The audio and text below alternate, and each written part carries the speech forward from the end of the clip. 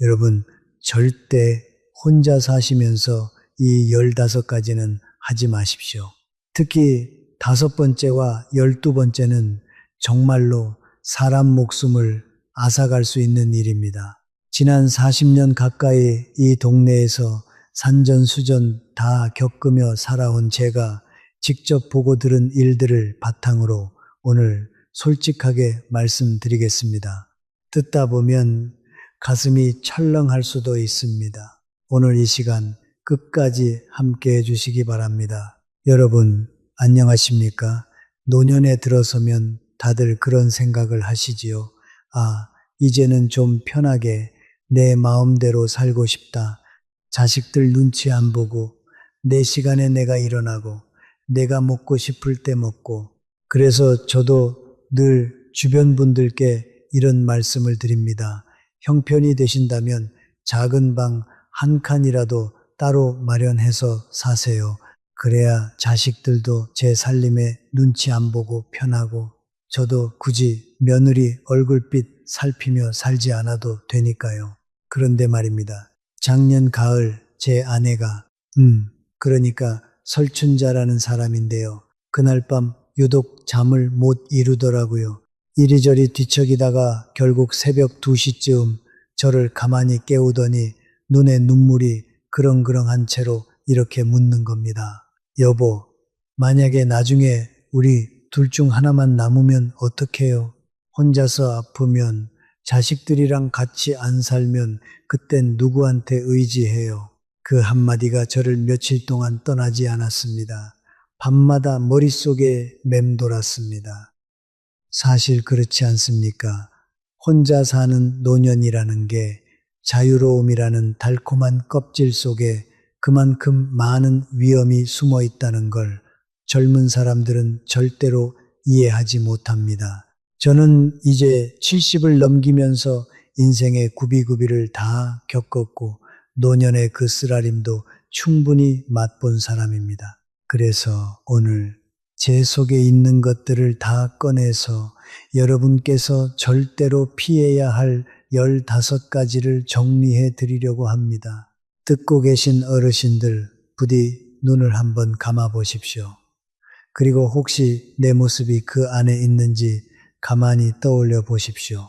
내 몸 하나 내가 아끼고 지켜야 할 사람은 결국 나 자신이라는 걸 오늘 이 시간을 통해 다시 한번 마음에 새겨 보시기 바랍니다. 그리고 한 가지 더 제가 이런 이야기를 할 자격이 있는지 스스로 묻기도 했습니다. 저 역시 완벽한 사람은 아닙니다.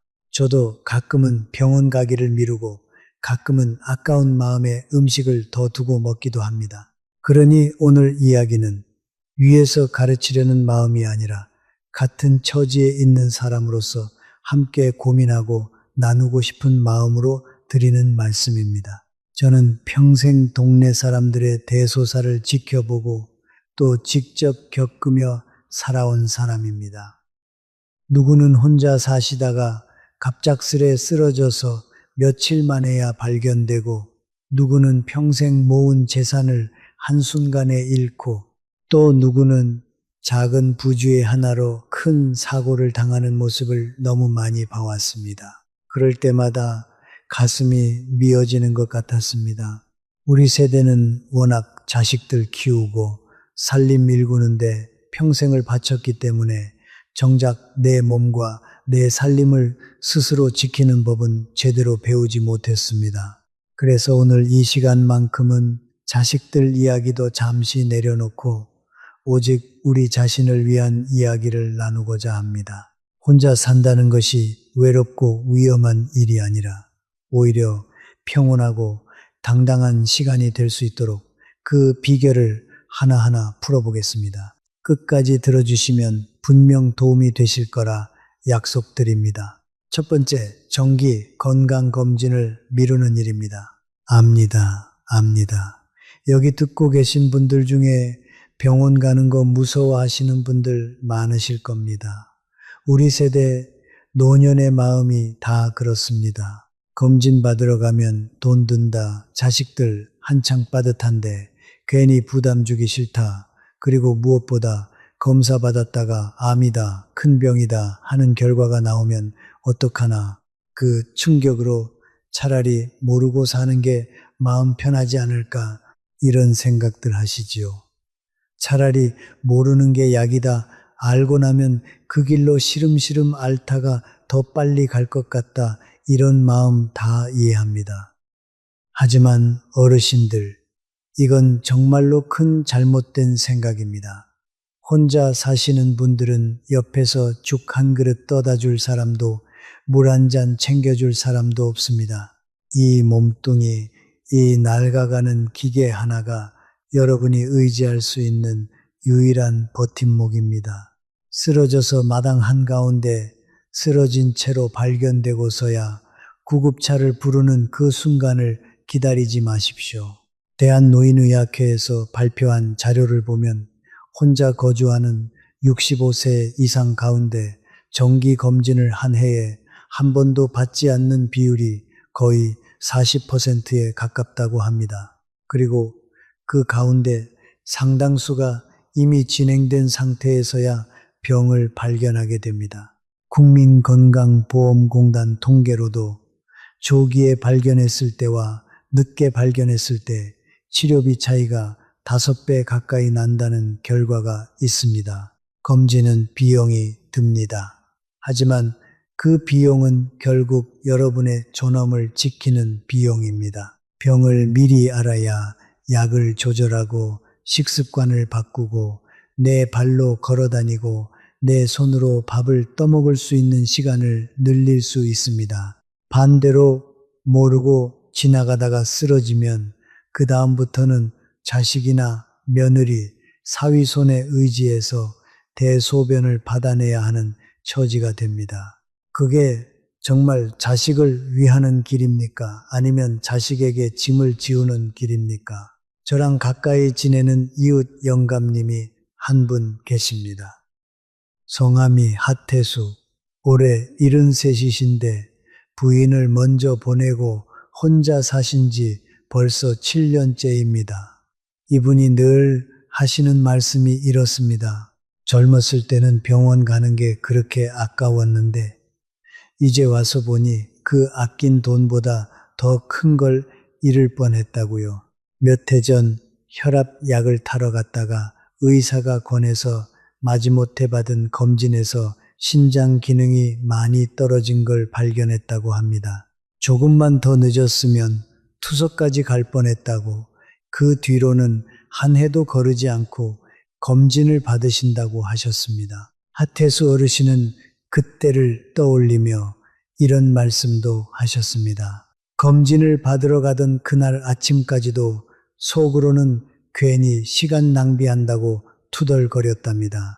그런데 결과를 받아보고 나서는 다리가 후들거릴 정도로 놀라셨다고 합니다. 평소에 별다른 증상도 없었는데 신장이 그렇게까지 나빠져 있을 줄은 전혀 몰랐다고요. 그날 이후로 하태수 어르신은 동네 사람들을 만날 때마다 검진 이야기를 빠뜨리지 않고 하십니다. 몸은 거짓말을 안 하지만 증상이 나타날 때까지 기다리면 너무 늦는다고 그렇게 늘 강조하십니다. 여러분, 이제 우리 함께 그 두려움을 떨쳐버리십시오. 검진은 무서운 게 아니라 나를 지키는 가장 값싼 보험입니다. 국가에서 시행하는 무료 검진 제도도 잘 활용하시면 큰 비용 들지 않고도 기본적인 것들은 다 확인할 수 있습니다. 손주들과 더 오래, 더 건강하게 놀아주고 싶으시다면 오늘 당장 동네 보건소나 병원에 전화 한번 걸어보시는 게 첫걸음입니다. 사실 이 이야기를 하면서 저도 옛 생각이 났습니다. 저 역시 한때는 검진이라는 게 그렇게 미덥지 않았습니다. 젊었을 때야 어디 한 군데 아프다고 해도 그저 며칠 앓고 나면 낫는다, 이런 식으로 몸을 막 굴리며 살았습니다. 그런데 어느 순간부터 몸이라는 게 더는 그렇게 막 써도 되는 물건이 아니라는 걸 깨닫게 되더군요. 우리 세대는 참 이상하게도 자식 키울 때는 그렇게 병원에 데려가고 예방접종이며 검진이며 빠짐없이 챙겼으면서 정작 내 몸은 뒷전으로 미뤄두고 살았습니다. 이제는 우리 차례입니다. 자식들 다 키워놓았으니 이제는 우리가 우리 자신을 그렇게 돌봐줄 차례라는 말씀을 꼭 드리고 싶습니다. 그리고 한 가지 더 말씀드리고 싶은 게 있습니다. 검진을 받는다는 것이 단순히 병을 찾아내는 일만은 아닙니다. 정상이라는 결과를 받으면 그것 자체로 마음이 가벼워지고 한 해를 더 든든하게 살아갈 힘이 생깁니다. 반대로 무언가 이상이 발견되더라도 그건 끝이 아니라 시작입니다. 더 늦기 전에 손을 쓸 수 있는 기회를 얻은 것이니까요. 체면 때문에 혹은 남들이 호들갑이라 할까봐 검진을 미루는 분들도 계시던데 그 체면이라는 게 결국 건강을 잃고 나면 아무 소용이 없는 것이라는 걸 꼭 기억해 주시기 바랍니다. 두 번째, 마음대로 약을 드시는 일입니다.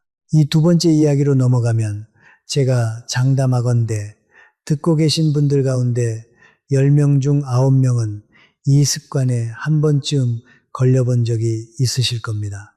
바로 본인이 알아서 의사 노릇을 하는 습관 말입니다. 저도 예외는 아니었습니다. 나이가 들면 눈이 흐려지고 손이 떨립니다. 약병에 쓰인 글씨는 개미만큼 작아서 도무지 용량이 얼마인지 제대로 보이지 않습니다. 어떤 날은 저녁에 혈압약과 당뇨약을 한 움큼 삼키고는 한밤중에 잠이 오지 않아 머릿속이 멍해진 채로 다시 일어나 약을 더 드시는 경우도 있습니다. 아까 저녁에 깜빡하고 안 먹은 것 같다는 착각 때문입니다. 그러다 혈압이 바닥까지 떨어져 침대 위에서 정신을 잃는 일이 실제로 일어납니다. 다음날 아침 발견되었을 때는 이미 몸이 차갑게 식어 있었다는 그런 일들이 안타깝지만 우리 주변에서 드물지 않게 벌어집니다. 질병관리청 자료에 따르면 자가 약물 오용으로 응급실에 실려오는 63 이상 환자 비율이 전체 약물 부작용 사례의 거의 절반을 차지한다고 합니다. 그리고 그 중에서도 혼자 거주하는 분들의 비율이 70%를 넘는다는 조사 결과도 있습니다. 거기에 더해서 운동하다 만난 동네분이나 옆집 아주머니가 귀에 속닥속닥 들려주는 민간요법, 이것도 정말 위험합니다. 제가 산에서 직접 캠프를 다려 먹었더니 혈당이 뚝 떨어졌다. 양약 끊고 이거나 드셔보시라. 이런 말에 마음이 흔들려서 정작 의사가 처방한 약은 슬그머니 끊어버리고 검증되지 않은 약초물을 매일 드시는 분들이 계십니다. 여러분, 사람마다 체질이 다릅니다. 젊을 때는 비슷하게 보였던 몸도 나이가 들수록 사람마다 차이가 크게 벌어집니다. 간과 신장의 기능도 나이가 들면서 다 떨어진 상태입니다. 낯선 성분을 받아들여서 걸러낼 힘이 예전 같지 않습니다. 그러다 갑자기 신장 기능이 망가져서 온몸이 퉁퉁 붓고 혼자 사는 집안에서 한 발짝도 떼지 못한 채 주저앉는 경우, 이거 정말 누가 구해줄 수 있겠습니까? 제 처가 쪽으로 먼 친척 되시는 분 중에 이름이 좌현묵 어르신이라는 분이 계신데 이분 이야기는 조금 뒤 12번째에서 다시 말씀드릴 텐데, 이분의 손위 형님 되시는 분도 비슷한 약 사고를 겪으셨습니다. 당뇨약을 드시다가 동네 분 권유로 약초 가루를 같이 드셨는데 두 가지가 서로 작용을 일으켜서 혈당이 급격히 떨어지는 저혈당 쇼크를 겪으셨다고 합니다. 다행히 마침 안부 전화를 드리려던 자녀분이 통화가 안 되는 걸 이상하게 여겨 직접 찾아갔다가 발견해서 목숨은 건지셨지만 며칠을 중환자실에 누워 계셔야 했습니다. 여러분 부디 제 부탁을 들어주십시오. 약은 요일과 시간대별로 나뉘어 있는 작은 칸막이 약통을 하나 장만하십시오. 아침, 점심, 저녁, 자기 전 이렇게 칸을 나누어서 미리 한 주치를 채워두면 그날 헷갈릴 일이 훨씬 줄어듭니다. 매주 일요일 저녁처럼 정해진 시간에 한 번씩 다음 한 주치를 미리 채워두는 습관을 들이시면 매일 헤매지 않고도 정확하게 약을 챙기실 수 있습니다. 그리고 떠도는 말로 전해지는 민간요법은 절대 함부로 시도하지 마십시오. 이 나이의 몸은 더 이상 무언가를 시험해 볼 수 있는 실험장이 아닙니다. 작은 약 하나의 실수로 외로운 죽음을 맞이하는 그런 억울한 일은 제발 없어야 하지 않겠습니까? 그러니까 약을 드시는 것에 대해서 한 가지 더 당부드리고 싶은 게 있습니다. 약을 드시다가 혹시 평소와 다른 증상, 가령 속이 메스껍거나 손발이 떨리거나 평소보다 유난히 눌림이 심하다 싶으시면 절대 혼자 판단해서 약을 더 드시거나 끊지 마시고 바로 자녀분이나 병원에 전화를 거십시오. 작은 변화를 무시하고 넘기다가 큰 사고로 이어지는 경우를 너무 많이 봐왔습니다. 우리 몸이 보내는 신호는 절대 가볍게 여길 게 아닙니다. 세 번째, 아까워서 버리지 못하는 병입니다. 이 세 번째 이야기는 솔직히 말씀드리면 여기 계신 많은 분들의 마음 깊은 곳을 건드릴지도 모릅니다. 우리 세대는 보릿 고개를 넘으며 자랐습니다. 감자 한 알, 고구마 한 조각도 형제끼리 나누고 밥그릇 바닥에 붙은 밥풀까지 긁어먹던 시절을 지나온 사람들입니다. 그러니 지금 와서 밥이 한 그릇 남았다, 어제 끓인 국이 좀 남았다 싶으면 그걸 버리는 게 마치 하늘에 죄를 짓는 것 같은 기분이 듭니다. 그래서 냉장고에 넣어두고 며칠을 두고 데워 먹습니다. 사나흘이 지나 음식이 꼬들꼬들 말라가고 시큼한 냄새가 나도 눈 감고 코 막고 꿀꺽 삼켜버리는 분들이 적지 않습니다. 여러분, 제가 아는 이웃 영감님 하태수 어르신 이야기를 들려드리겠습니다. 작년 초여름 이분이 거의 목숨을 잃을 뻔한 사고를 겪으셨습니다. 하태수 어르신은 자녀들이 다 도시로 나가 있어서 혼자 사십니다. 어느 날 생선을 졸여서 먹기 시작했는데 그게 아까워서 월요일 저녁부터 금요일 저녁까지 며칠에 걸쳐 계속 데워 드셨다고 합니다. 그날 밤 금요일 저녁이었지요. 식사를 마치고 자정쯤 되었을 때 갑자기 끔찍한 통증이 시작되었습니다. 누가 칼로 뱃속을 찌르는 듯한 통증이었다고 나중에 저한테 직접 말씀하셨습니다. 구토가 멈추지 않고 설사가 계속되어 몸이 흐물흐물 풀려버릴 정도였습니다. 가까스로 손을 뻗어 전화기를 찾으려 했지만 손이 떨려서 화면을 제대로 누를 수가 없었습니다. 안방에서 현관까지 기어가서 옆집에 도움을 청하려 했지만 그 짧은 거리에서 기력이 다해 차가운 문턱 앞에서 정신을 잃고 쓰러지셨습니다. 다행히 새벽에 폐지를 주우러 다니시는 분이 그 집 앞을 지나다가 문틈으로 쓰러진 모습을 발견하고 소리를 질러 사람들을 불러 모았고 그렇게 겨우 병원으로 옮겨졌습니다. 의사 말로는 30분만 더 늦었어도 탈수와 심장 쇼크로 위험할 수 있었다고 했습니다. 병실에서 의식을 되찾은 하태수 어르신은 제 손을 붙잡고 눈물을 흘리며 말씀하셨습니다. 영감, 생선 한 토막 3만 원도 안 했는데 그거 아까워서 먹다가 병원비로 2천만 원 가까이 있었어. 그것도 모자라서 아무도 없는 바닥에서 죽은 듯이 쓰러져 있던 그 순간이 제일 비참했다고요. 여러분 한번 계산해 보십시오. 3만 원짜리 반찬을 아끼려다가 수백만 원, 수천만 원의 병원비를 치르게 되는 셈입니다. 거기에 더해서 그 새벽 아무도 모르게 홀로 쓰러져 있던 그 공포와 굴욕은 돈으로 따질 수 없는 상처입니다. 그 일이 있은 후로 하태수 어르신은 동네 사람들이 모일 때마다 그 새벽 이야기를 들려주십니다. 차가운 문턱에 쓰러져 정신을 잃어가던 그 순간 머릿속에 떠오른 건 오로지 자식들 얼굴이었다고 하셨습니다. 다시 한 번만 그 애들을 보고 싶다는 마음뿐이었다고요. 그 마음 하나가 다행히도 그분을 버티게 해주었고 결국 살아서 다시 자식들을 만날 수 있었습니다. 식품의약품안전처에서도 권고하기를 조리된 음식은 냉장 보관 기준으로도 보통 사흘을 넘기지 않는 것이 안전하다고 합니다. 그리고 혼자 사시는 경우에는 식중독이 와도 즉시 도움을 청하기 어려운 만큼 더욱 보수적으로 판단해야 한다고 강조합니다.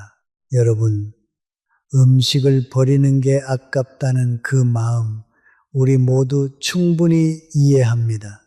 우리 세대 누구나 다 같은 마음일 겁니다. 하지만 그 마음 때문에 몸이 상하면 결국 더 큰 손해를 보는 건 자기 자신입니다. 상한 음식, 냄새가 조금이라도 이상한 음식은 마음 단단히 먹고 버리십시오. 그것이 진짜 절약입니다. 몸이 아파서 병원비로 몇 배를 쓰는 것보다 처음부터 깨끗하게 버리는 것이 결국 돈을 아끼는 길이라는 걸 꼭 기억해 주시기 바랍니다. 저도 사실 비슷한 경험이 있습니다. 몇 년 전에 김치찌개를 끓여놓고 일주일 가까이 데워 먹다가 배앓이를 한 적이 있었습니다. 그때 곰곰이 생각해 보았습니다. 제가 아낀 건 고작 반찬값 몇천 원이었습니다. 그 대신 며칠을 화장실 들락거리며 고생한 시간과 혼자 끙끙 앓아야 했던 그 외로움은 돈으로 도저히 환산이 안 되더군요. 그날 이후로 저는 음식을 조금씩만 만들어서 그날 새로 해먹는 습관으로 바꿨습니다. 처음에는 손이 좀 더 가도 며칠 지나고 보니 오히려 그게 더 마음 편하고 몸도 가벼워졌습니다. 네 번째, 넘어질까 무서워서 물조차 참는 일입니다. 혼자 사시는 분들이 마음속에 깊이 감춰둔 두려움이 하나 있습니다. 바로 밤중에 화장실 가는 일에 대한 두려움입니다. 한밤중 불도 제대로 안 켜진 어두운 방, 눈은 어른어른하고 다리는 휘청거립니다. 혹시라도 일어나다가 카펫에 발이 걸려 넘어지면 어떡하나. 그래서 고관절이 부러지면 평생 자리 보존하고 자식들이 번갈아 와서 똥오줌을 받아내야 하면 어떡하나. 이런 걱정이 듭니다. 그래서 많은 분들이 스스로 그 두려움을 다스리는 방법으로 택하는 것이 저녁 5시 이후로는 입에 물 한 방울도 대지 않는 겁니다. 국물도 조심스럽게 떠먹고 그렇게 해서 밤새 한 번도 안 깨고 푹 자려고 하시지요. 여러분, 그건 스스로를 해치는 일입니다. 이 나이가 되면 혈관은 이미 곳곳에 굳은 살이 끼고 혈관 안쪽에 기름때가 쌓여 있는 상태입니다. 밤이 되면 우리 몸의 혈류가 가장 느려지는 시간입니다. 저녁부터 다음날 아침까지 물을 거의 마시지 않으면 혈액이 마치 오래된 못에 고인 물처럼 끈적끈적하게 떠져집니다. 그러다 새벽 기온이 가장 떨어지는 그 시간에 굳어진 혈전이 심장이나 뇌의 혈관을 막아버리는 경우가 적지 않습니다. 새벽에 일어나는 뇌졸중이나 심근경색 사고 가운데 상당수가 이런 만성적인 수분 부족과 관련이 있다는 게 여러 연구에서 밝혀진 사실입니다. 혼자 사신다면 차라리 밤에 한 번 깨는 불편을 감수하는 게 목숨을 잃는 것보다 100배는 낫습니다. 목이 마르지 않으셔도 잠자리에 들기 전에 따뜻한 물을 작은 컵으로 반쯤이라도 드시는 습관을 들이십시오. 혹시 넘어질까 두려우시다면 침대 옆에 이동식 변기를 가까이 두시거나 자녀분께 부탁해서 복도와 화장실에 사람의 움직임을 감지해서 저절로 켜지는 작은 등을 달아두시는 것도 큰 도움이 됩니다. 발을 디디는 순간 환하게 불이 들어오면 넘어질 위험이 한층 줄어듭니다. 여러분, 다시 한번 말씀드립니다. 물을 참는 것이야말로 가장 조용한 형태의 자해입니다. 넘어질 걱정 때문에 혈관이 마르게 두지 마십시오. 목이 마른데도 참고 참는 그 습관이 결국 가장 무서운 새벽을 만든다는 걸 꼭 기억해 주시기 바랍니다. 그러니까 넘어지는 게 무서우시다면 물을 끊는 대신 다른 방법을 찾아야 합니다. 요즘은 야간 조명이라고 해서 사람이 가까이 가면 발밑만 살짝 비춰주는 작은 등이 몇천 원이면 살 수 있습니다. 또 화장실 가는 길에 손으로 잡고 갈 수 있게 작은 안전 손잡이를 벽에 붙여두는 것도 좋은 방법입니다. 이런 것들은 다 자식들한테 부탁하지 않고도 본인이 직접 인터넷이나 마트에서 구할 수 있는 그리 비싸지 않은 물건들입니다. 작은 투자로 큰 위험을 막을 수 있다면 그것이야말로 진짜 절약이 아니겠습니까? 다섯 번째, 너무 오래 앉아 있거나 누워 있는 일입니다. 자식들이 출가하고 혹은 평생을 함께한 배우자가 먼저 떠나고 나면 그렇게 넓던 집이 갑자기 텅 비고 차갑게 느껴지는 경험을 다들 하셨을 겁니다. 아침에 일어나서 대충 끼니를 때우고는 소파에 털썩 주저앉아 텔레비전을 뜹니다. 한 프로그램이 끝나면 다음 프로그램, 그 다음 프로그램, 이렇게 시간을 흘려보내며 그 소리로 집안의 정막을 채우려 합니다. 소파에 너무 오래 앉아 있어서 허리가 뻐근하면 다시 침대로 가서 누워 천장을 바라보며 시간을 흘려보냅니다. 여러분, 한번 떠올려 보십시오. 구석에 세워두고 쓰지 않는 기계는 시간이 지나면 녹이 슬고 체인이 끊어지고 망가집니다. 오래된 자전거를 마당 한쪽에 그대로 세워두면 어떻게 되는지 다들 보셨을 겁니다. 사람의 관절도 똑같습니다. 오래 앉아 있을수록 혈류가 막히고 관절 사이에 윤활액이 말라가고 척추뼈 사이에 가시 같은 돌기가 자라납니다. 그러다 어느 날 갑자기 탁자 위에 컵 하나를 집으려고 손을 뻗는 그 단순한 동작에서도 찌릿한 통증이 온몸을 관통하게 됩니다. 거기에 더해서 더 무서운 건 좁은 공간 안에 너무 오래 갇혀 있으면 마음도 같이 시들어 간다는 사실입니다. 몸이 굳는 것보다 마음이 굳는 것이 어쩌면 더 무서운 일일지도 모릅니다. 우울감이 슬그머니 차오르고 혼잣말이 늘고 자신도 모르게 점점 더 외부와 단절된 생활을 하게 됩니다. 대한의학회 자료에 따르면 하루 평균 좌식 시간이 8시간을 넘는 노년층의 경우 우울 증상을 겪을 위험이 그렇지 않은 경우에 비해 거의 2배 가까이 높아진다는 조사 결과가 있습니다. 여러분, 혼자 사시더라도 우리 모두 일하던 시절에 그 리듬을 어느 정도는 지켜야 합니다. 아침에 일어나면 창문을 활짝 열어서 햇빛을 들이고 마당을 한번 쓸고 화분에 물을 주고 동네를 한 바퀴 천천히 걸으며 바람을 쐬십시오. 팔을 흔들고 어깨를 펴고 고개를 들어 하늘과 구름을 한번 바라보십시오. 몸을 움직여야 혈액이 머리끝까지 잘 돌고 정신도 맑아집니다. 부디 혼자라는 이유로 스스로 만든 작은 감옥 속에 자신을 가두지 마십시오. 남은 인생 그렇게 흘러가게만 두지 말고 살아있는 시간으로 채워가시길 바랍니다. 저랑 가깝게 지내는 어르신 한 분은 매일 아침 같은 시간에 일어나서 꼭 동네 한 바퀴를 도는 걸 10년 넘게 지켜오고 계십니다. 비가 오나 눈이 오나 우산을 쓰고서라도 그 길을 걸으신다고 하더군요. 한번 여쭤봤더니 그게 그렇게 좋은 게 아니라 그냥 안 하면 몸이 찌뿌둥하고 마음이 가라앉아서 억지로라도 한다고 하셨습니다. 그런데 그 억지로 하는 습관이 10년을 쌓이니 그분은 동년배 가운데 가장 허리가 곧고 걸음걸이가 가벼우신 분이 되셨습니다. 작은 습관이 쌓이면 결국 몸이 알아서 답을 줍니다. 운동이라고 해서 거창하게 헬스장에 가고 무거운 기구를 들 필요는 전혀 없습니다. 가장 좋은 운동은 매일 할 수 있는 가벼운 운동입니다.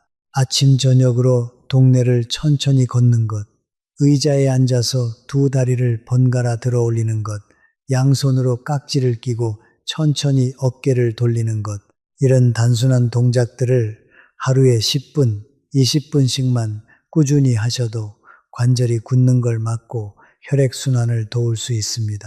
그리고 혼자 운동하는 게 심심하시다면 동네 경로당이나 복지관에서 운영하는 체조 교실에 참여해 보시는 것도 좋습니다. 거기서 정해진 시간에 다른 분들과 함께 몸을 움직이면 운동도 되고 사람들과의 만남도 되니 7번째 항목에서 말씀드릴 단절의 문제도 함께 해결됩니다. 6번째, 낡고 망가진 전기 제품을 끝까지 고집하며 쓰는 일입니다. 이것 역시 우리 세대가 어려운 시절을 살아온 탓에 생긴 습관입니다. 혼자 집에서 지내다 보면 이건 아직 멀게 나다, 저건 조금만 고치면 더 쓸 수 있다, 이런 생각으로 자꾸 미루게 됩니다. 당장 멀쩡해 보이는 것도 속은 이미 다 헐었을 수 있다는 걸 우리는 자꾸 잊어버립니다. 전기난로 줄이 헐거워졌으면 검은 테이프로 둘둘 감아서 쓰고, 전기 주전자 바닥이 깨졌으면 벽돌 한 장 받쳐서 그대로 씁니다. 새 걸로 바꾸면 돈이 드니까, 자식들한테 부담 주기 싫으니까 그렇게 버티시는 거지요. 여러분, 제 처가 쪽으로 먼 친척이신 용필순 아주머니의 이야기를 들려드리겠습니다. 이분은 오래된 단층집에서 혼자 사셨습니다. 집에 한참 된 전기난로가 있었는데 겉으로 드러난 전선 부분이 너덜너덜하게 갈라져서 안에 동선이 다 빚어 보일 정도였습니다. 조카들이 위험하다고 새 것을 사드리겠다고 해도 아직 쓸만한 걸 왜 버리느냐고 하늘에 죄를 짓는 거라며 한사코 마다하셨습니다. 그러던 어느 추운 보름날 밤, 뼛속까지 시린 추위에 용필순 아주머니는 그 난로를 침대 곁에 켜둔 채로 깜빡 잠이 드셨습니다. 그런데 새벽에 낡은 전선에 갈라진 틈에서 합선이 일어나 불꽃이 튀었고 그게 그대로 덮고 있던 소미불 자락에 옮겨 붙었습니다. 아주머니가 매캐한 냄새에 놀라 잠에서 깨었을 때는 이미 불길이 이불 끝자락을 핥듯 타오르고 방 안에는 짙은 연기가 자욱하게 차오르고 있었습니다. 기침을 토하며 정신없이 열쇠를 찾아 문을 열려 했지만 나이든 손은 떨리고 매운 연기에 눈이 따가워서 도무지 앞을 볼 수 없었습니다. 오래되어 뻑뻑해진 문고리는 잘 돌아가지도 않아서 아주머니는 절망 속에서 비명을 질렀습니다. 다행히도 늦은 시간까지 잠을 이루지 못하던 이웃이 매캐한 냄새를 맡고 달려와 도끼로 문을 부수고 안으로 들어가 아주머니를 끌고 나왔습니다. 목숨은 건졌지만 왼팔에 3도 화상을 입어서 살땜이 오그라들어 지금까지도 흉터로 남아 있습니다. 병원에서 몇 달을 입원하며 피부 이식 수술까지 받으셔야 했고 그 뒤로도 한참 동안 팔을 제대로 쓰지 못해 숟가락질도 조카들의 도움을 받아야 했습니다. 용필순 아주머니는 지금도 그 밤을 떠올리면 몸이 떨린다고 하십니다. 아끼려던 그 낡은 난로 하나가 평생을 일궈온 몸과 자존심까지 다 앗아갈 뻔했던 것입니다. 여러분, 불과 전기는 사람을 가려가며 봐주지 않습니다. 한밤중 갑작스러운 화재는 건장한 청년도 정신없이 도망쳐야 하는 사고입니다. 그런데 거동이 불편한 어르신이 더구나 혼자 사시는 분이 그런 사고를 당한다면 얼마나 위험하겠습니까? 전선이 헐어서 속살이 드러나거나 콘센트가 헐거워서 자꾸 스파크가 튀거나 오래되어 열이 과하게 나는 전기 제품이 있다면 미련을 버리고 바로 폐기하셔야 합니다. 새 제품값 몇만 원, 몇십만 원을 아끼려다가 평생 목숨과 몸을 거는 그런 도박은 절대 하지 마시기 바랍니다.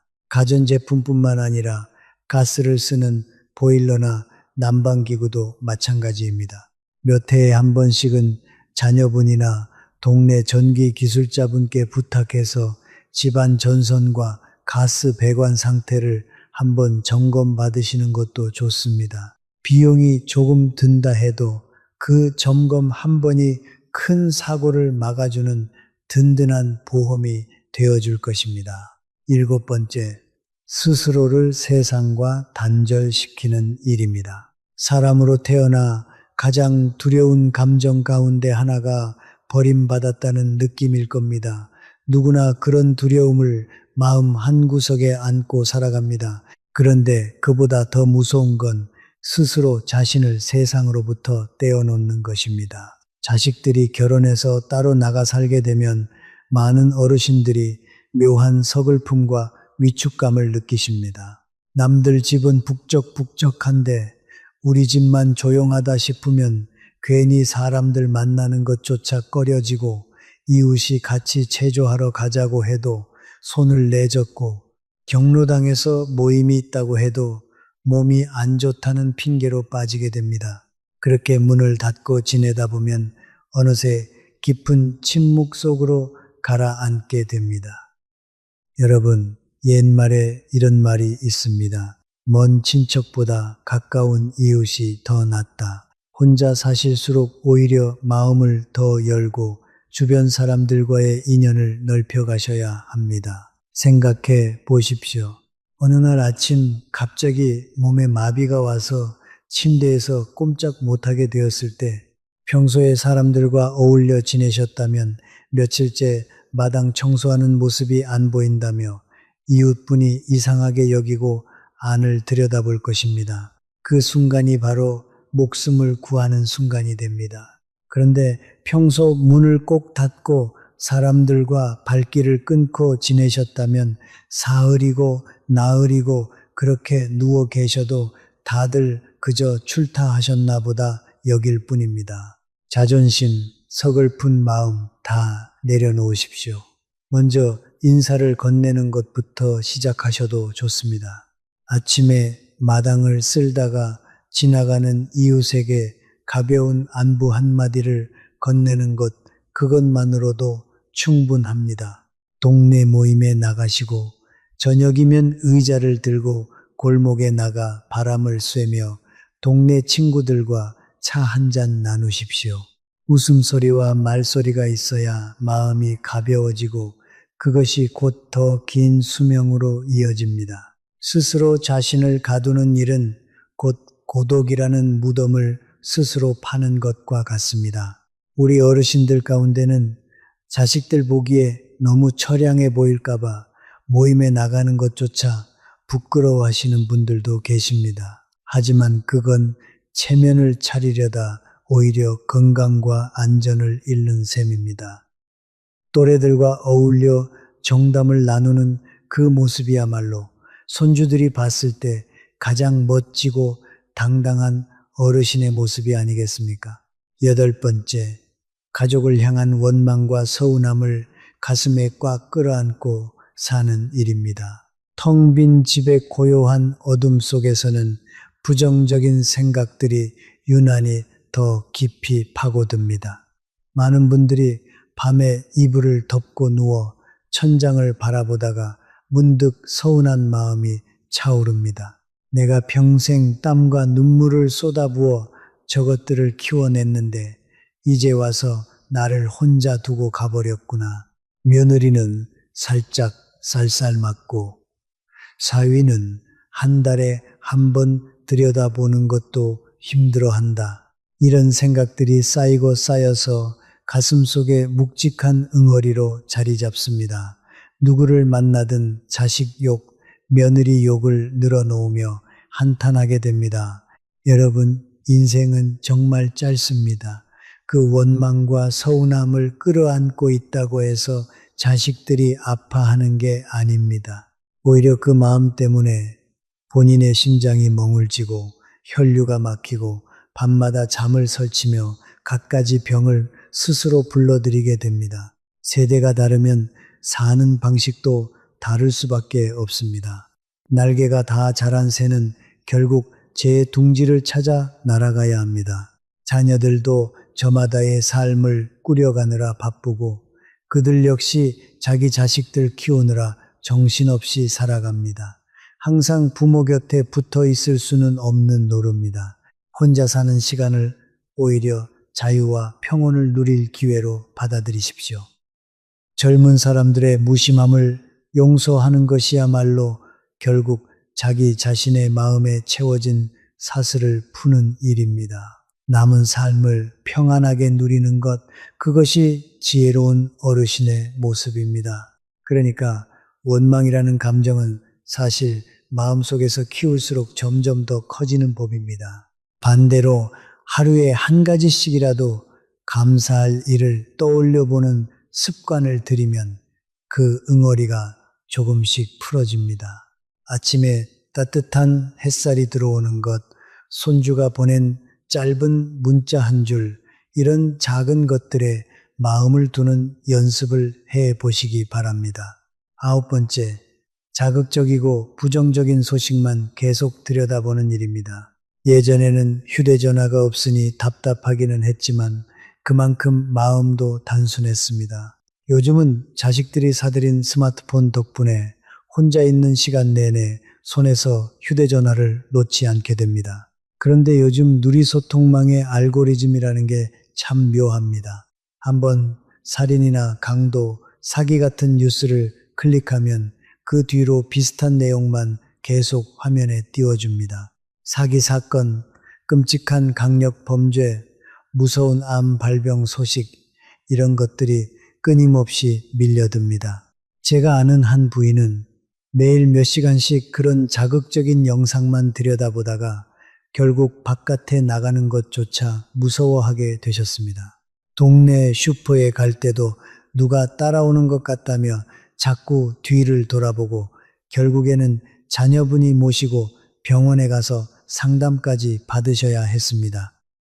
자꾸 그런 것들만 보다 보면 마음속에 막연한 공포와 의심이 자라납니다. 밖에 나가서 사람을 봐도 혹시 사기꾼은 아닐까 의심하게 되고 어디서 봤다는 이 채소를 먹으면 암에 걸린다더라. 저 음식을 먹으면 뇌졸중이 온다더라. 이런 말에 휘둘려 멀빼란 음식까지도 입에 대지 못하고 두려움에 떱니다. 혼자 사는 시간은 원래도 사람의 정과 위로가 부족한 시간입니다. 그런데 그 위에 부정적이고 두려운 정보를 끊임없이 머릿속에 쏟아 붓는다면 정신이 버텨낼 재간이 없습니다. 혈압이 슬그머니 치솟고 한밤중에 심장이 쿵쿵거리는 일이 잦아지면서 병이 깊어집니다. 휴대전화를 정리해 보십시오. 여유 시간이 생기면 마음을 웃게 해주는 코미디 프로그램을 보거나 잔잔한 음악을 틀어두거나 마음을 차분하게 해주는 좋은 말씀을 들으십시오. 내 마음을 즐겁고 평안하게 만들어주는 것들만 가까이 하십시오. 휴대전화는 즐거움을 위한 도구가 되어야 합니다. 그것을 스스로의 평화를 갈아먹는 독약으로 만들지 마십시오. 자녀분께 부탁해서 보고 싶은 채널이나 즐거운 영상만 따로 모아두는 방법도 있습니다. 요즘은 그렇게 화면을 정리해주는 기능도 있다고 하니 손주에게 한번 부탁해 보시는 것도 좋겠습니다. 그리고 부정적인 정보와 늘 함께 따라오는 문제가 또 하나 있습니다. 바로 잠을 설치는 일입니다. 밤늦게까지 휴대전화를 들여다보다가 마음이 어지러워지면 그대로 잠자리에 들어도 머릿속이 복잡해서 좀처럼 잠이 오지 않습니다. 혼자 사시는 분들 가운데 불면증을 겪는 비율이 유독 높다는 것도 어쩌면 이런 습관과 관련이 있을지 모릅니다. 잠은 우리 몸을 회복시키는 가장 중요한 시간입니다. 잠을 제대로 못 자면 면역력이 떨어지고 마음도 더 불안정해지고 낮 동안 집중력도 흐려집니다. 혼자 사실수록 더더욱 규칙적인 잠자리 습관이 필요합니다. 간단한 방법을 알려드리겠습니다. 잠자리에 들기 1시간 전부터는 휴대전화를 멀리 두십시오. 대신 따뜻한 물로 가볍게 씻거나 잔잔한 음악을 들으며 마음을 가라앉히십시오. 매일 같은 시간에 잠자리에 들고 같은 시간에 일어나는 습관을 들이면 몸이 그 리듬을 기억해서 점점 더 잠들기가 쉬워집니다. 그리고 낮 동안 짧게라도 산책을 하시면 밤에 훨씬 더 깊은 잠을 이루실 수 있습니다. 잠을 잘 자야 마음도 건강하고 몸도 건강합니다. 이것이야말로 가장 기본적이면서도 가장 소홀히 여기기 쉬운 자기 돌봄이라는 걸 꼭 기억해 주시기 바랍니다. 10번째, 새로운 기술을 거부하는 일입니다. 아이고, 난 이제 늙어서 눈도 흐리고 정신도 깜박깜박한데 그 작은 화면을 어떻게 톡톡 누르고 그러느냐. 그냥 전화 걸고 받는 옛날식 폴더폰 하나면 충분하다. 이렇게 단호하게 말씀하시는 분들이 적지 않으실 겁니다. 자녀가 스마트폰 쓰는 법을 가르쳐 드리려 해도 손사래를 치며 거절하시지요. 여러분, 그거는 아쉬운 선택입니다. 지금 이 시대에 혼자 사시는 분들에게 스마트폰은 단순히 전화를 거는 도구가 아닙니다. 생명줄과도 같은 물건입니다. 생각해 보십시오. 몸이 아파서 자리에 누워 있을 때 영상통화로 자식들 얼굴, 손주들 재롱을 보고 들으면 그 순간 마음에 위로와 힘이 생깁니다. 혹시 길을 잃거나 부엌에서 의식을 잃는 일이 생긴다면 휴대전화의 위치 추적 기능 덕분에 가족이 즉시 위치를 파악해서 경찰에 신고하고 구조를 받을 수 있습니다. 복잡한 게임이나 어려운 기능은 배울 필요 없습니다. 자녀나 손주에게 부탁해서 가장 기본적인 기능들만 익히십시오. 영상 통화하는 법, 음성으로 문자를 보내는 법, 긴급 연락처를 등록해서 한 번만 누르면 곧장 연결되도록 설정하는 법, 이런 것들만 알아도 세상과 연결되는 끈이 훨씬 더 단단해지고 외로움도 그만큼 줄어듭니다. 고집을 버리고 한 걸음 다가가 보시기 바랍니다. 저도 처음에 스마트폰을 받았을 때는 손가락이 자꾸 헛돌고 화면이 잘못 눌려서 짜증이 났습니다. 그런데 며칠만 손주가 옆에서 차근차근 가르쳐주니 금방 익숙해졌습니다. 지금은 오히려 그 작은 화면 속에서 자식들 얼굴을 보는 게 하루의 가장 큰 즐거움이 되었습니다. 11번째, 많은 돈이나 금을 베개 밑에 숨겨두는 일입니다. 저희 세대 노년에게는 좀 우습기도 하면서 동시에 정말 위험한 습관이 하나 있습니다. 은행을 그다지 믿지 못하는 마음 말입니다. 돈을 어디 맡겨놓느니 내 눈앞에 내 손이 닿는 곳에 두는 게 훨씬 안심이 된다고 생각하시는 분들이 적지 않습니다. 그래서 평생 모은 노후 자금이나 자식들이 명절에 챙겨준 용돈을 차곡차곡 금으로 바꿔서 혹은 비닐로 몇 겹씩 싸서 침대 아래나 장롱 깊숙한 곳에 숨겨두십니다. 가끔 사람이 없을 때 슬며시 꺼내서 만져보고 세어보면 마음이 든든해지고 그래야 잠도 잘 오신다고 하지요. 어떤 분들은 그 돈을 여러 군데로 나누어 숨기기도 합니다. 장롱 속 부엌 항아리 및 심지어 마당 한 구석에 묻어두는 경우도 있다고 들었습니다. 그런데 그렇게 여러 곳에 나누어 두면 오히려 본인이 어디에 무엇을 숨겼는지 깜빡 잊어버리는 일도 생깁니다. 나중에 자식들이 유품을 정리하다가 우연히 발견하는 경우도 있고 끝내 찾지 못하고 그대로 사라지는 경우도 있다고 합니다. 여러분, 그건 사실 여러분 자신의 집안에 시한폭탄을 하나 놓아두는 것과 같습니다. 믿기 어려우시겠지만 사실입니다. 요즘 도둑들은 영리하고 치밀합니다. 어느 집에 어르신 한 분만 혼자 사시는지 거동이 불편하고 반항할 힘이 약한지를 미리 살피고 노립니다. 그런 집들이 재산을 쌓아두는 경향이 있다는 것도 다들 알고 접근합니다. 한밤중에 문을 따고 들어와 흉기를 들이대며 위협하면 여러분이 무슨 힘으로 맞서겠습니까? 가지고 있던 걸 다 내주고도 목숨을 잃을까 두려워 떨어야 하는 그런 상황이 벌어질 수 있습니다. 노후 자금은 우리의 피와 땀입니다. 그것 때문에 더 큰 화를 자초할 필요가 없습니다. 예금이나 큰 금액의 현금, 금붙이는 마음을 굳게 잡고 은행에 맡기십시오. 통장은 안전한 곳에 따로 보관해 두고 은행에 맡겨두면 매달 조금씩 이자도 붙어서 과일 한 봉지 사드실 여유도 생깁니다. 또 베개를 높이 베고 편안하게 잠드실 수 있습니다. 밖에서 작은 소리만 나도 가슴이 철렁 내려앉는 그런 불안한 밤을 더는 보내지 않으셔도 됩니다.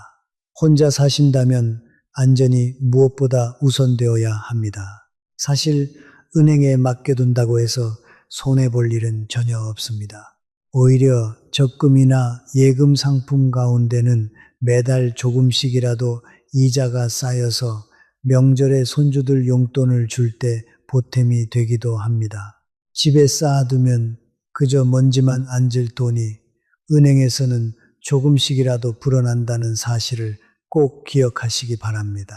12번째, 무턱대고 돈을 빌려주거나 보증을 서는 일입니다. 이 12번째는 제가 정말 가슴에 새기고 또 새겨서 여러분께 전해드리고 싶은 쓰라린 교훈입니다. 우리 어르신들은 마음이 여리고 정이 많아서 남이 눈물 흘리며 사정하는 말을 들으면 도무지 외면하지 못하십니다. 친척이나 잘 아는 사람이 찾아와 사업이 잘 안 된다고 한탄하거나 투자만 하면 이자가 높게 들어온다는 달콤한 말을 들으면 마음이 흔들리고 가슴이 어지러워집니다. 그래서 결국 평생 모은 통장을 깨고 마지막 노후 자금까지 다 내어주게 되는 일이 벌어집니다. 제가 평생을 친구로 지낸 좌현묵이라는 분의 이야기를 들려드리겠습니다. 이분은 평생 농사일과 작은 장사를 하며 한 푼 두 푼 아껴서 1억 원 가까운 돈을 모으셨습니다. 혹시 몸이 아파서 자리에 눕더라도 자식들에게 부담 주지 않으려고 평생을 그렇게 모아오신 돈이었습니다.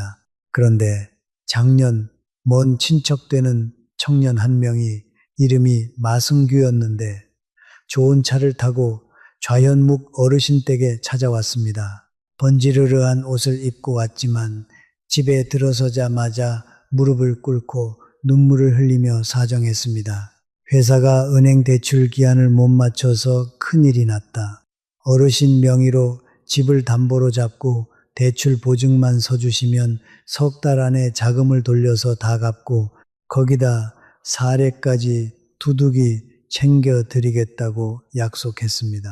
좌현묵 어르신은 조카가 눈물로 사정하는 모습을 보며 친척 사이에 설마 이 사람을 속이겠나 싶은 마음에 정에 이끌려 보증 서류에 도장을 찍어 주셨습니다. 그런데 채 석 달도 지나지 않아서 그 마승규라는 청년은 사업이 파산했다며 돈을 챙겨 외국으로 자취를 감춰버렸습니다. 빚쟁이들이 때를 지어 좌현묵 어르신 집으로 몰려와 빚을 갚으라고 윽박질렀습니다. 평생 모은 1억 원에 가까운 돈을 그들에게 다 내어주고도 부족해서 태어나서 자란 그 작은 집까지 결국 은행에 넘어가고 말았습니다. 이른을 바라보는 나이에 좌현묵 어르신은 비좁고 허름한 셋방으로 옮겨가서 주차장 야간 경비 일을 다시 시작하셨습니다. 끼니마다라면 한 봉지로 버티며 더 이상 의지할 곳 하나 없는 처지가 되셨습니다. 친구의 그 무너진 모습, 텅 빈 눈빛을 보면서 저는 마음이 너무나 아팠습니다. 어느 날 제가 그 좁은 셋방으로 찾아갔을 때 좌현묵 어르신은 벽에 등을 기대고 앉아 한참을 말없이 계셨습니다. 그러다 겨우 입을 떼시고는 평생 농사일로 굽어버린 손을 내려다보며 이렇게 말씀하셨습니다. 내가 이 손으로 평생 흙을 만지며 모은 돈인데 그게 한순간에 다 날아갈 줄은 꿈에도 몰랐다고요. 그리고 가장 마음 아팠던 건 돈을 잃은 것보다도 가족 같다고 믿었던 그 청년에게 배신당했다는 사실이라고 하셨습니다. 그 배신감은 시간이 지나도 쉽게 아물지 않는다고 하셨습니다. 그 말을 들으며 저도 같이 눈물을 훔쳤던 기억이 아직도 선명합니다. 여러분, 제 진심을 담아 말씀드립니다. 노후 자금과 살고 있는 집은 우리 인생의 마지막 자존심입니다. 절대로 큰 돈을 빌려주거나 누군가의 빚 보증을 서는 일은 하지 마십시오. 설령 그 사람이 가까운 친척이라 할지라도 말입니다. 만약 그 사람이 빚을 갚지 못하고 무너지면 그 화는 결국 여러분께 돌아옵니다. 그때는 몸도 약해지고 힘도 빠진 나이에 갈 곳마저 잃고 거리에 나 앉을 수도 있습니다. 누가 그런 여러분을 도와주겠습니까? 마음을 단단히 먹으십시오. 때로는 단호하게 거절하는 것이 자기 자신을 지키고 마지막까지 존엄을 지키는 길입니다. 혹시라도 정에 끌려서 거절하기가 너무 힘드시다면 이렇게 한번 말씀해 보십시오.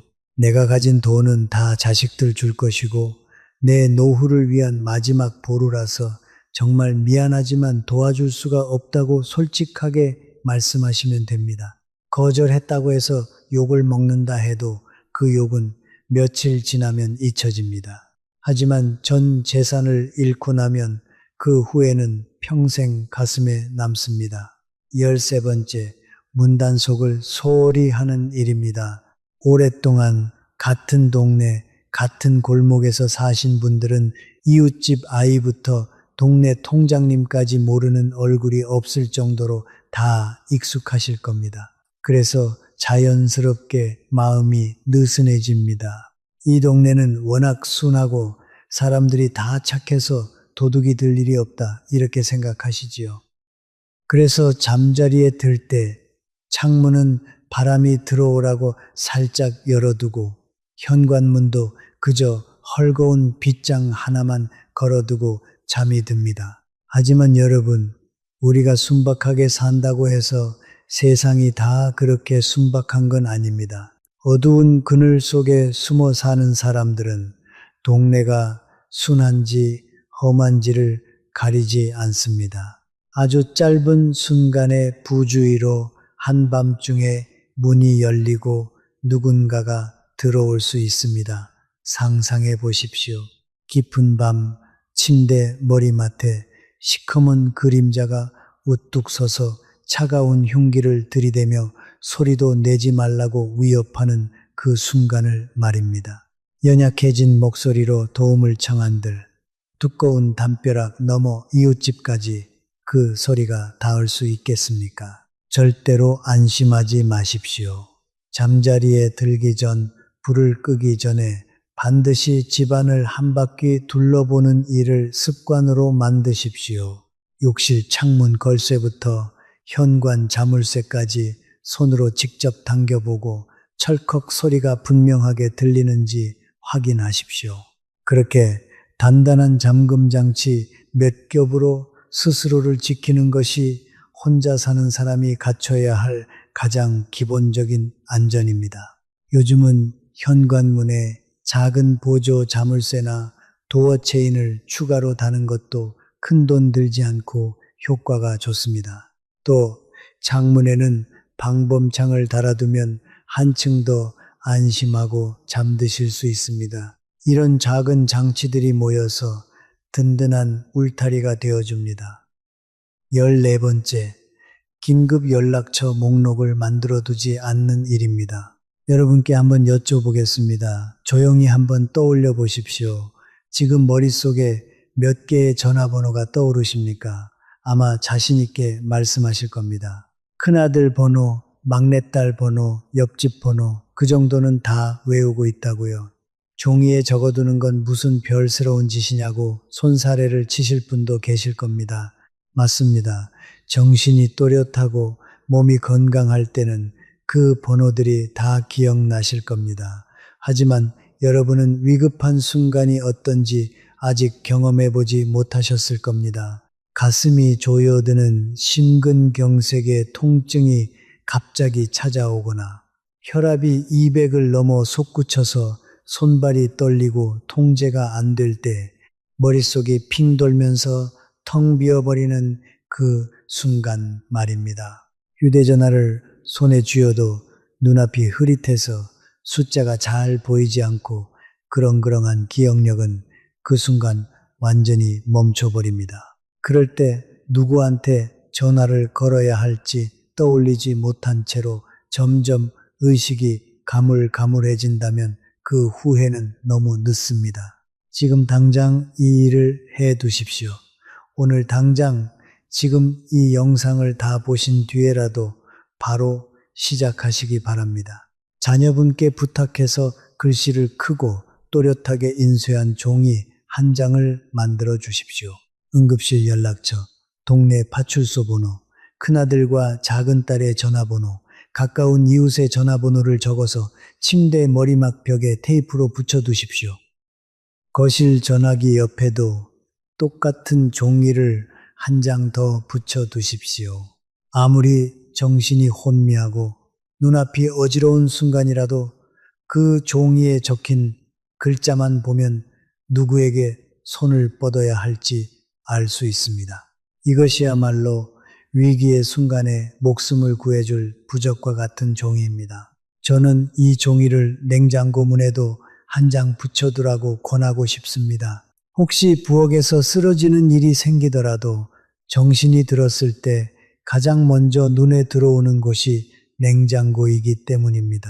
작은 준비 하나가 큰 차이를 만든다는 걸 꼭 기억해 주십시오. 그리고 한 가지 더 말씀드리고 싶은 것이 있습니다. 이것도 꼭 알아두셔야 할 정보입니다. 요즘은 동네 지자체나 복지관에서 혼자 사시는 어르신들을 위한 안전 확인 제도를 운영하는 곳이 많습니다. 매일 한 번씩 자동으로 전화를 걸어서 응답이 없으면 담당자가 직접 찾아가 확인하는 제도도 있고 손목에 차는 작은 기기로 응급 상황을 알릴 수 있는 장치를 무료로 빌려주는 곳도 있습니다. 이런 제도가 있다는 것조차 모르고 지나치시는 분들이 정말 많습니다.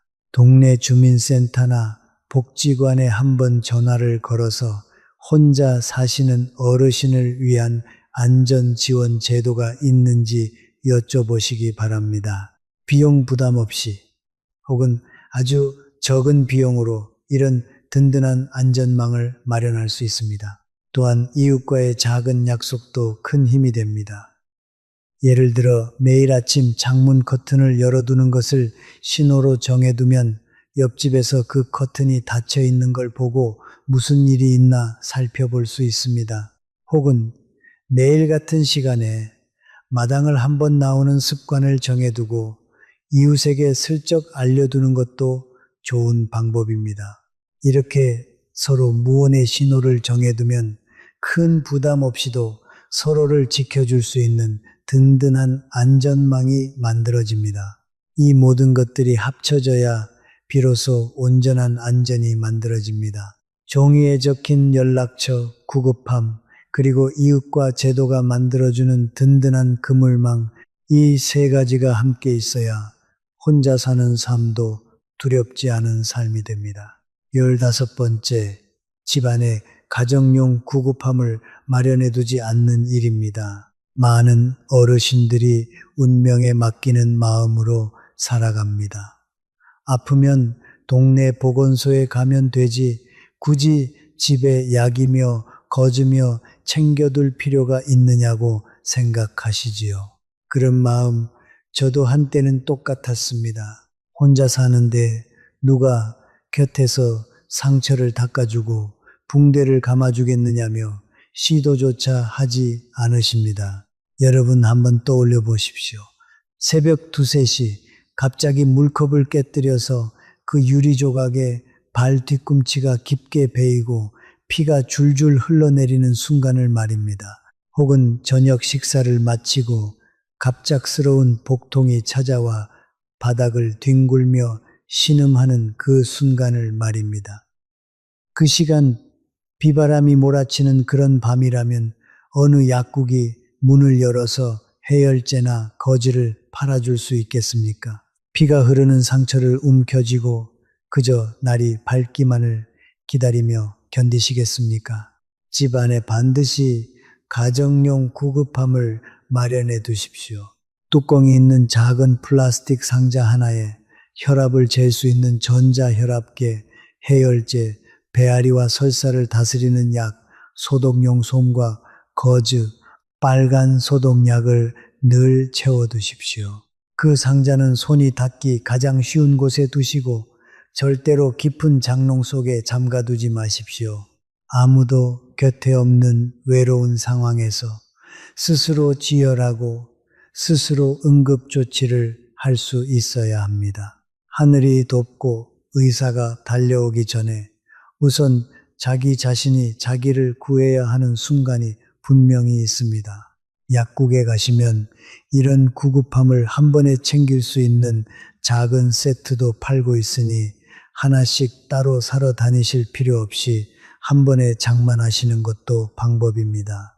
비용은 10,000원 안팎이면 충분하니 그 정도는 자신을 위한 투자로 생각하시고 꼭 마련해 두시기 바랍니다. 그리고 여기에 한 가지를 더 보태고 싶습니다.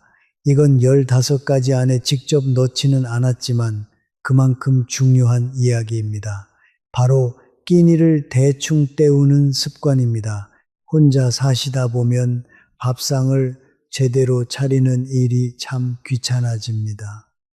누구 보여줄 사람도 없고 누구랑 같이 먹을 사람도 없으니 그냥 김치 한 가지에 밥 한 그릇 혹은 라면 한 봉지로 끼니를 때우는 날이 늘어납니다.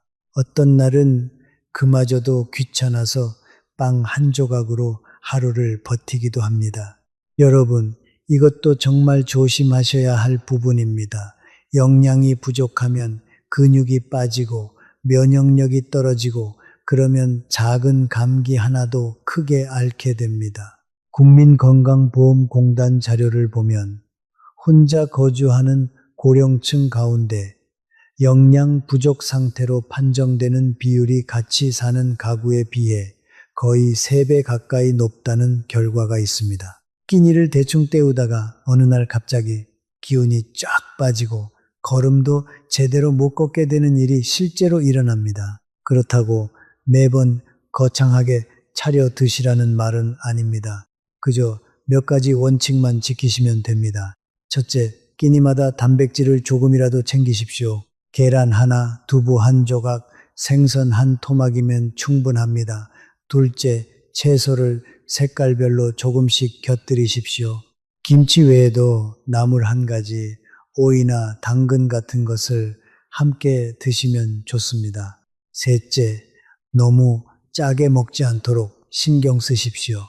혼자 드실 때는 양념을 조금 덜 넣는 습관을 들이는 것도 좋습니다. 그리고 가능하다면 일주일에 한두 번은 밑반찬을 미리 만들어서 냉장고에 소분해 두십시오. 이렇게 해두면 매번 새로 요리하는 부담 없이도 끼니마다 단백질과 채소를 골고루 챙길 수 있습니다. 물론 앞서 3번째 항목에서 말씀드렸듯 너무 오래 두지는 마시고 사흘 안에는 드시는 게 안전합니다. 밥을 잘 챙겨 드시는 것, 그것이야말로 가장 기본적이면서도 가장 중요한 자기 돌봄입니다. 몸이 든든해야 마음도 든든해지고 그래야 오늘 말씀드린 다른 위험들도 더 잘 이겨낼 수 있습니다. 그리고 어르신들, 이 모든 이야기 밑에는 사실 우리 모두가 마음 깊이 두려워하는 한 가지 질문이 숨어 있습니다. 바로 혹시 아무도 모르게 혼자 세상을 떠나게 되면 어쩌나 하는 두려움입니다. 이건 정말 솔직하게 꺼내기 어려운 이야기지만 오늘만큼은 함께 이야기해 보고 싶습니다. 이 두려움은 사실 자연스러운 것입니다. 사람은 누구나 외롭게 떠나고 싶지 않습니다. 누군가의 손을 잡고 따뜻한 말 한마디를 들으며 마지막을 맞이하고 싶은 게 인간의 본능입니다. 그런데 혼자 사신다는 사실 자체가 그 두려움을 더 크게 만듭니다. 하지만 여러분, 제가 오늘 말씀드린 15가지를 차근차근 실천하신다면 그 두려움은 훨씬 줄어듭니다.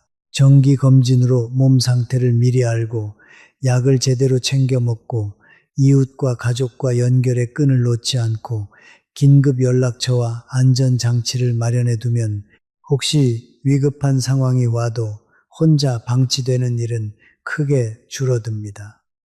완벽하게 모든 위험을 막을 수는 없겠지만 적어도 그 가능성을 최소한으로 줄일 수 있습니다.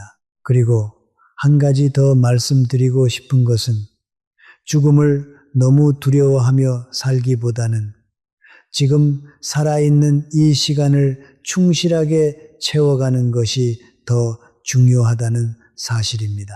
오늘 손주와 통화 한 번 더 하고, 오늘 동네 친구와 차 한 잔 더 나누고, 오늘 햇볕 아래서 산책 한 번 더 하는 것, 그렇게 오늘을 충실하게 사는 것이야말로 결국 가장 평온한 마지막을 준비하는 길이기도 합니다.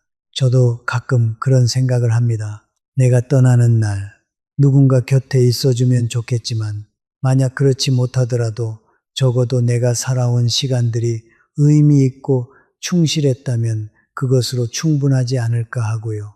여러분도 너무 두려움에만 사로잡히지 마시고 오늘 하루를 잘 채워가는데 마음을 쓰시기 바랍니다. 그런데 어르신들, 이 15가지를 말씀드리기 전에 한 가지 더 깊은 이야기를 나누고 싶습니다.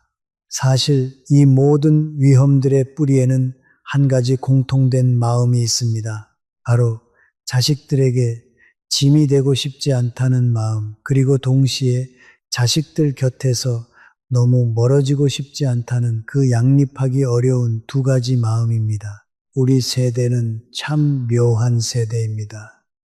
가난한 시절 부모 형제를 위해 내 한 몸 희생하는 게 당연했던 시절을 지나왔고 그러면서도 자식들에게는 더 나은 삶을 물려주고 싶어서 또 한 번 내 모든 걸 쏟아부었습니다. 그렇게 평생을 자식 위해 살다 보니 정작 내 몸과 마음을 돌보는 법은 제대로 배우지 못했습니다. 이제 와서 혼자가 되고 나니 그동안 미뤄두었던 숙제가 한꺼번에 밀려오는 듯한 느낌이 듭니다. 그래서 저는 이렇게 생각합니다. 혼자 사는 노년이라는 것이 결코 쓸쓸함이나 버려짐의 시간이 아니라 오히려 평생 처음으로 온전히 나 자신을 위해 살아볼 수 있는 시간이라고 말입니다. 다만 그 시간을 제대로 누리기 위해서는 방금 말씀드린 것처럼 스스로를 지키는 지혜가 반드시 필요합니다. 자유와 안전은 서로 떨어진 게 아니라 함께 가야 하는 한 쌍의 날개입니다. 저도 가끔은 외로움이 사무칠 때가 있습니다. 저녁 무렵 창밖으로 옆집에서 도란도란 들려오는 가족들의 말소리를 들으면 가슴 한쪽이 시큰해지기도 합니다. 하지만 그럴 때마다 저는 이렇게 마음을 다잡습니다. 내가 외로운 게 아니라 내가 평생 일하고 자식 키우느라 누리지 못했던 나만의 시간을 이제야 갖게 된 것이라고. 그렇게 생각을 바꾸고 나니 혼자 보내는 저녁 시간도 그렇게 나쁘지 않더군요. 제가 마지막으로 들려드리고 싶은 이야기는 앞서 말씀드린 어려움들을 딛고 오히려 더 단단해진 분의 이야기입니다. 곽윤식 어르신 나무로 장난감을 만드신다고 앞서 말씀드린 그분이 바로 그런 경우입니다. 몇 해 전까지만 해도 이분은 검진도 미루고 약도 마음대로 드시고 전기 제품도 낡은 채로 쓰시던 분이었습니다. 그런데 어느 날 가벼운 화재 경보를 겪고 나서 정신이 번쩍 드셨다고 합니다. 그날 이후로 하나씩 차근차근 습관을 바꿔 나가셨습니다. 낡은 전기 제품을 다 바꾸고 약통을 사서 요일별로 정리하고 매년 검진도 빠뜨리지 않고 받으셨습니다. 지금 그분을 뵈면 또래 가운데 가장 활기차고 건강한 모습이십니다. 동네 사람들이 비결을 물으면 그분은 늘 이렇게 답하신다고 합니다. 비결이라고 할 게 없다. 그저 하나씩 위험한 습관을 고쳐나갔을 뿐이라고요. 그 말씀이 저에게는 가장 큰 가르침으로 남았습니다. 한꺼번에 다 바꿀 필요는 없습니다. 오늘 하나, 내일 하나 그렇게 차근차근 바꿔나가면 됩니다. 그리고 한 가지 더 떠오르는 게 있습니다. 제가 젊었을 때 모시던 한 어르신이 하신 말씀이 있는데 지금도 가슴에 남아 있습니다. 인생이라는 게 결국 혼자 와서 혼자 가는 길이다. 그 길 위에서 잠깐씩 만나는 인연들에 감사하며 사는 것이 전부다. 이렇게 말씀하셨습니다. 그때는 그 말이 너무 쓸쓸하게 들렸는데 지금 이 나이가 되어 보니 오히려 그 말이 큰 위로가 됩니다.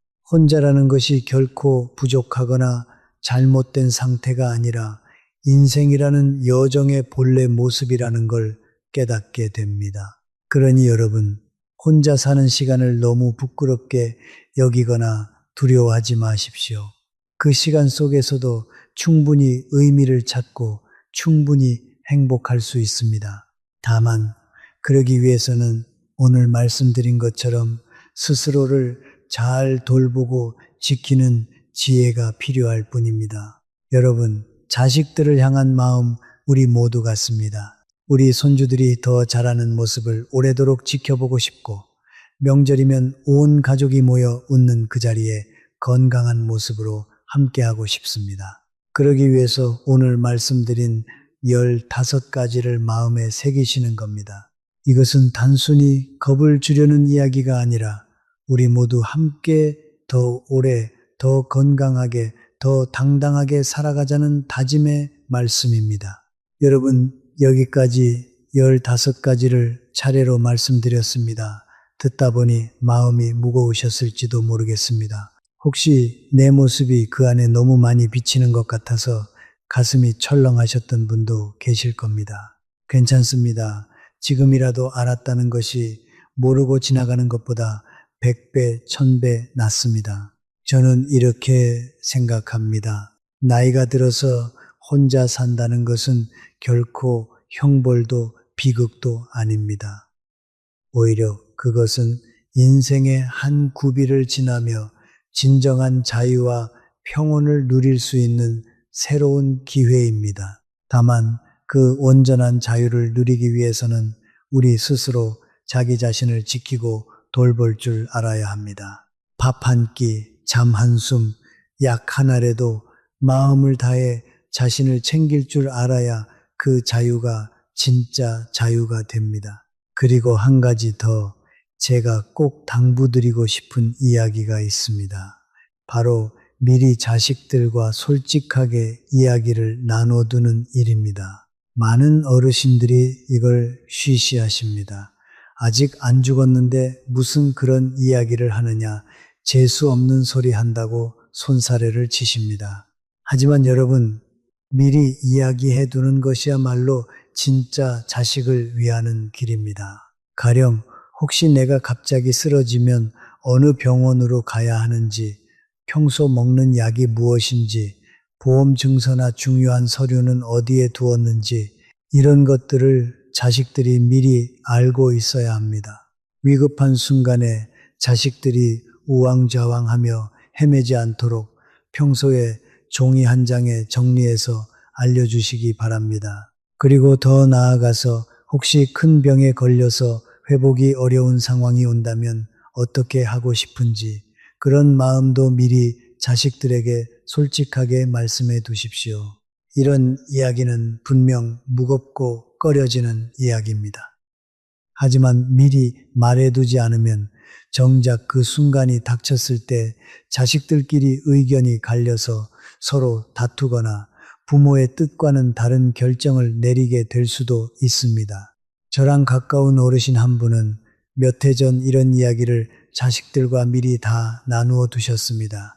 처음에는 자식들도 어색해하고 눈물도 보였다고 합니다. 하지만 그 대화를 나누고 난 뒤로 오히려 마음이 더 편해지고 가족 사이가 더 끈끈해졌다고 하셨습니다. 더 이상 서로 눈치만 보고 속으로만 걱정하는 게 아니라 솔직하게 마음을 나눌 수 있게 되었기 때문입니다. 여러분, 이런 대화는 미루면 미룰수록 더 어려워집니다. 명절에 가족이 모였을 때 혹은 편안한 저녁 식사 자리에서 가볍게라도 이런 이야기를 한 번씩 꺼내 보시기 바랍니다. 그것이야말로 진짜 효도를 자식들에게 가르쳐 주는 길이고 동시에 우리 자신의 마음도 한결 가벼워지는 길입니다. 그리고 한 가지 더 우리 자식들과의 연락을 어떻게 이어가야 하느냐는 문제도 말씀드리고 싶습니다. 많은 어르신들이 이 부분에서 양극단을 오갑니다. 한쪽은 너무 자주 전화를 걸어서 자식들이 부담스러워하고 다른 한쪽은 자존심 때문에 먼저 연락하지 않고 무소식이 희소식이라며 마음을 닫아버립니다. 둘 다 결국에는 외로움을 키우는 길입니다. 제가 아는 한 부인은 이름이 단영이라는 분인데 이분이 참 지혜롭게 자식들과의 관계를 꾸려가십니다. 매주 정해진 요일, 정해진 시간에 딱 한 번씩만 전화를 거십니다. 그 시간 외에는 절대 먼저 연락하지 않으십니다. 대신 그 한 번의 통화에서는 정말 알차게 그 주에 있었던 일들, 건강 상태, 동네 소식들을 빠짐없이 나누십니다. 자녀분들도 그 시간만큼은 꼭 비워두고 전화를 받는다고 하더군요. 그렇게 규칙을 정해두니 서로 부담도 없고 그 시간이 오히려 더 애틋하고 소중해진다고 하셨습니다. 여러분도 이런 식으로 한번 시도해 보시기 바랍니다. 매주 일요일 저녁 혹은 매달 첫째 토요일 이렇게 정해진 시간을 만들어 두면 자식들도 미리 마음의 준비를 하고 그 시간을 기다리게 됩니다. 무작정 자주 연락하는 것보다 정해진 약속을 지키는 것이 서로에게 훨씬 건강한 관계를 만들어 줍니다. 그리고 통화할 때는 너무 걱정만 늘어놓지 마십시오. 아프다, 힘들다, 외롭다는 말만 반복하면 자식들도 전화 거는 게 점점 부담스러워집니다. 대신 오늘 본 꽃 이야기, 동네에서 있었던 재미있는 일, 텔레비전에서 본 좋은 프로그램 이야기처럼 가볍고 즐거운 이야기를 많이 나누십시오.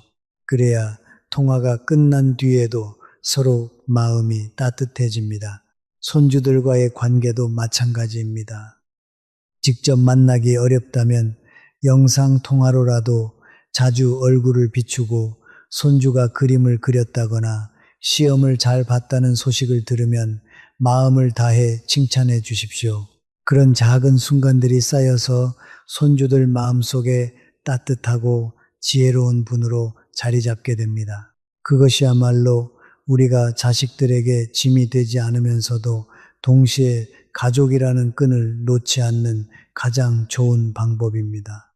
여러분, 혼자 산다는 것이 가족과 멀어진다는 뜻은 결코 아닙니다. 오히려 적당한 거리를 두면서도 마음만은 더 가까이, 더 깊이 이어갈 수 있습니다. 그 균형을 잘 잡는 것이 노년을 풍요롭게 만드는 또 하나의 비결입니다. 그리고 또 한 가지, 혼자 사시는 시간을 풍요롭게 만들어줄 이야기를 짧게 더 들려드리고 싶습니다. 바로 자기만의 즐거움, 자기만의 할 일을 갖는 것입니다. 제가 아는 또 다른 어르신 곽윤식이라는 분이 계십니다. 이분은 평생 목수일을 하셨는데 은퇴하고 부인과도 일찍 작별한 뒤로 혼자 사시게 되었습니다.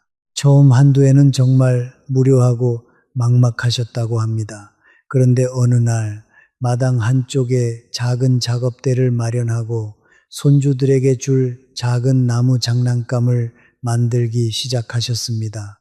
처음엔 그냥 시간을 때우려고 시작한 일이었는데 점점 솜씨가 늘고 마을 사람들 사이에서도 입소문이 나서 이제는 동네 어린이집에 나무 블록을 만들어 기증하는 일까지 하고 계십니다.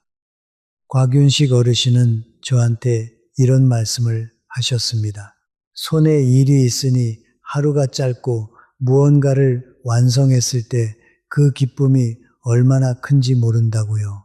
그리고 그렇게 만든 물건을 손주나 동네 아이들이 좋아하는 모습을 보면 내가 아직 쓸모 있는 사람이라는 걸 느끼게 된다고 하셨습니다. 여러분도 한번 떠올려 보십시오. 평생 마음속에 묻어두었던 작은 소망이 있으실 겁니다. 그림을 그려보고 싶었다거나, 화초를 더 정성껏 길러보고 싶었다거나, 글씨 연습을 해보고 싶었다거나, 지금이야말로 그 소망을 펼쳐볼 가장 좋은 때입니다.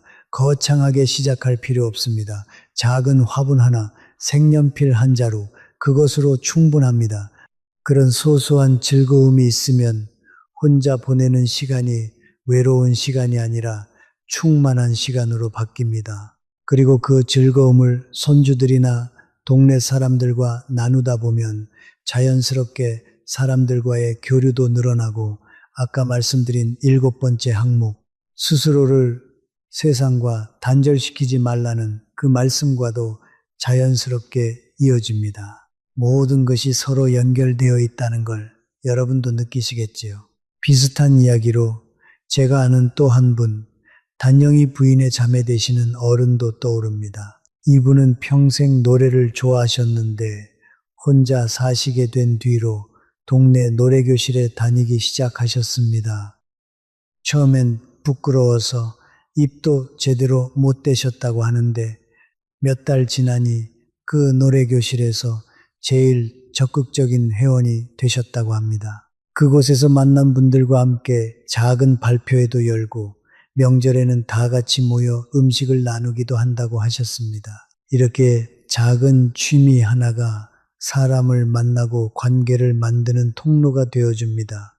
여러분도 한번 동네 복지관이나 주민센터에 어떤 모임들이 있는지 살펴보시기 바랍니다. 서예반, 노래교실, 텃밭, 가꾸기 모임, 산책 동호회 이런 것들이 생각보다 다양하게 마련되어 있습니다. 한 번쯤 용기를 내어 문을 두드려 보시면 그 안에서 새로운 인연과 활력을 찾으실 수 있을 것입니다. 자, 이제 오늘 말씀드린 내용을 다시 한번 차근차근 정리해 보겠습니다. 첫째, 정기 검진을 미루지 마십시오. 둘째, 마음대로 약을 드시지 마십시오. 셋째, 아까워서 상한 음식을 억지로 드시지 마십시오. 넷째, 넘어질까 무서워서 물조차 참지 마십시오. 다섯째, 너무 오래 앉아 있거나 누워 있지 마십시오. 여섯째, 낡고 헐어버린 전기 제품을 끝까지 고집하며 쓰지 마십시오. 일곱째, 스스로를 세상과 단절시키지 마십시오. 여덟째, 가족을 향한 원망을 가슴에 끌어안고 살지 마십시오. 아홉째, 자극적이고 부정적인 소식만 들여다보지 마십시오. 열째, 새로운 기술을 거부하지 마십시오. 열한째, 많은 돈을 베개 밑에 숨겨두지 마십시오. 열두째, 무턱대고 돈을 빌려주거나 보증을 서지 마십시오. 열셋째, 문단속을 소홀히 하지 마십시오. 열넷째, 긴급 연락처 목록을 만들어 두십시오. 그리고 열다섯째, 가정용 구급함을 꼭 마련해 두십시오. 이 15가지를 마음속 깊이 새겨두시기를 부탁드립니다. 이것은 노년의 황혼을 지키는 갑옷과 같은 지침입니다. 제 아내 설춘자가 그날 밤 눈물을 글썽이며 물었던 그 질문을 떠올려 봅니다. 혼자 남으면 누구에게 의지해야 하느냐는 그 물음 말입니다. 저는 이제 이렇게 답하고 싶습니다. 우리가 의지할 가장 든든한 사람은 바로 우리 자신입니다. 몸을 돌보고 마음을 다스리고 작은 위험들을 미리 막아두는 그 모든 노력이 결국 우리를 지켜줄 가장 큰 의지처가 됩니다. 그리고 그렇게 자신을 단단히 지킬 줄 아는 사람이야말로 자식들에게도 짐이 되지 않고 손주들과 더 오래 손을 잡고 함께 걸을 수 있는 사람이 됩니다. 그리고 한 가지 꼭 말씀드리고 싶은 게 있습니다. 오늘 제가 들려드린 하태수 어르신, 용필순 아주머니, 좌연묵 친구 이런 분들의 이야기는 결코 먼 곳의 남의 이야기가 아닙니다. 우리 주변에 어쩌면 우리 자신의 미래 속에 그대로 숨어 있을 수 있는 이야기입니다. 저는 이 이야기들을 들려드리면서도 마음이 무거웠습니다. 왜냐하면 저 역시 그 어르신들과 똑같은 사람이고 똑같이 아끼고 똑같이 망설이고 똑같이 외로움을 느끼는 사람이기 때문입니다. 하지만 그렇기 때문에 더더욱 이 이야기를 전해드려야 한다고 생각했습니다. 아는 것과 모르는 것은 천지 차이입니다. 아는 사람은 미리 막을 수 있고 모르는 사람은 그저 당할 수밖에 없습니다. 저는 여러분이 그 대을 가진 사람이 되기를, 그래서 위험을 미리 피해가는 지혜로운 사람이 되기를 진심으로 바랍니다. 이번 이야기를 준비하면서 저 스스로도 다시 한번 제 삶을 돌아보게 되었습니다. 과연 나는 이 15가지 중에서 몇 가지나 제대로 지키고 있는가 솔직히 자문해 보았습니다. 부끄럽게도 몇 가지는 저도 아직 완벽하게 지키지 못하고 있습니다. 하지만 적어도 이제는 알고 있으니 하나씩 고쳐나가려고 합니다. 여러분도 저와 함께 오늘부터 한 걸음씩 나아가 보시기를 바랍니다. 여러분, 또래 가운데 가장 건강하고 단정한 모습으로 남고 싶지 않으십니까? 이웃들이 비결을 궁금해할 만큼 정갈하게 나이 들고 싶지 않으십니까? 그 시작은 작은 습관 하나를 바꾸는 것에서부터입니다. 오늘 말씀드린 15가지 가운데 단 한 가지라도 지금 이 순간부터 바로 실천해 보시기 바랍니다. 약통 하나를 사는 것, 물 한 잔을 더 마시는 것, 긴급 연락처를 적어 벽에 붙이는 것, 그 작은 한 걸음이 여러분의 남은 인생을 훨씬 더 안전하고 평온하게 만들어줄 것입니다. 오늘 제가 가슴 속에서 길어 올린 이 이야기들이 여러분의 노년에 작은 보탬이 되었기를 바랍니다. 혹시 지금 들으시면서 내 이야기와 비슷하다고 느끼셨거나 마음속에 풀어놓고 싶은 사연이 있으시다면 부디 아래에 댓글로 남겨주시기 바랍니다.